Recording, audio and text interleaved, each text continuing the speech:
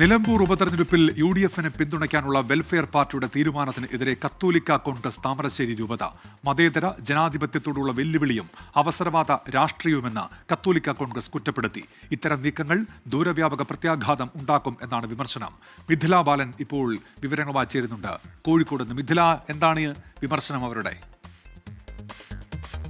കടുത്ത ഭാഷയിൽ തന്നെയാണ് അവർ വിമർശനം ഉന്നയിക്കുന്നത്.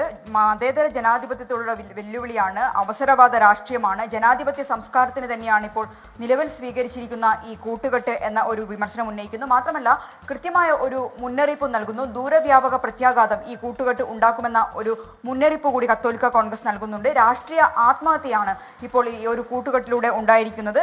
മറ്റൊന്ന്, നിലമ്പൂരിൽ മാത്രമല്ല ഇനി തെരഞ്ഞെടുപ്പ് ഉള്ളത്. വരാനിരിക്കുന്ന തെരഞ്ഞെടുപ്പുകളിൽ മതേതര വോട്ടർമാർ ഈ തീവ്രവാദ പ്രീണന രാഷ്ട്രീയത്തിന് ചുട്ട മറുപടി നൽകും. കോൺഗ്രസിനെ മാത്രമല്ല ഇടതുപക്ഷത്തെയും ഇവർ വിമർശിക്കുന്നുണ്ട്.